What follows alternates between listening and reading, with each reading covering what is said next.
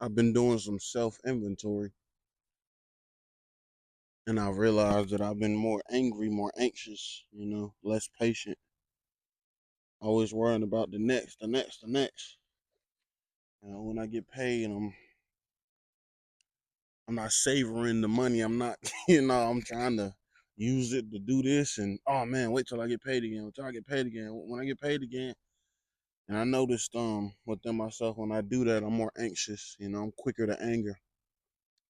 I haven't snapped on anybody, you know, but I've come close a couple times this past week, and I'm like, wow, I'm noticing it because I wasn't like that before. So I guess this is a sign that I should, go back to the things that bring me peace, like learn it.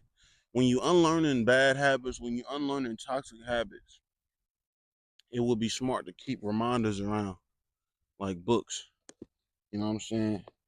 And I got a couple of the books that really helped me find the everlasting peace. You know what I'm saying? That I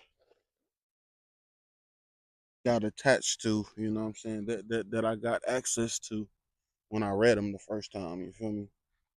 And the main two authors that really helped me with that specifically is Don Miguel Ruiz and Eckhart Tolle. You might know Eckhart from the Mr. Morale album. He helped narrate it a lot with Kendrick. I just realized that like a couple months ago because I didn't even know who he was when Kendrick dropped the album. But another Eckhart, A New Earth,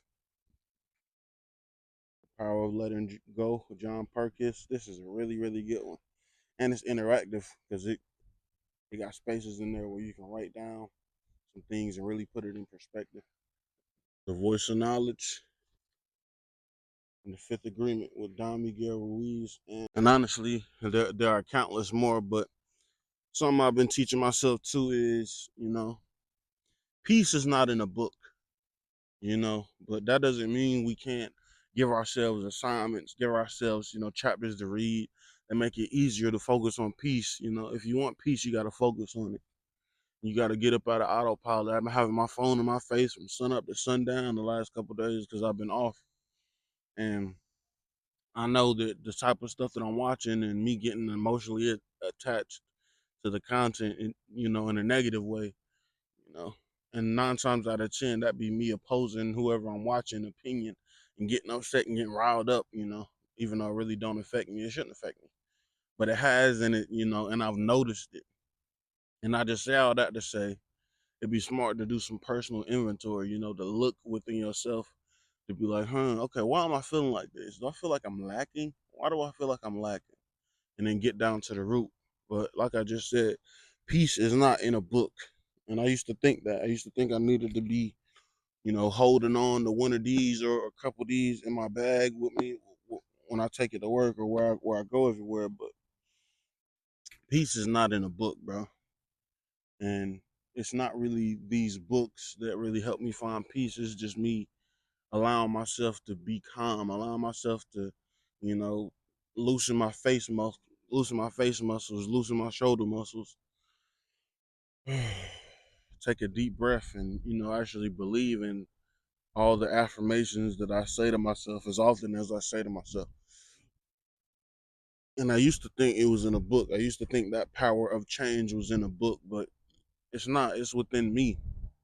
If I never read another book or reread another book, in my life, I would still be okay because I had a taste of it, I had a glimpse of peace, of true everlasting peace and fulfillment.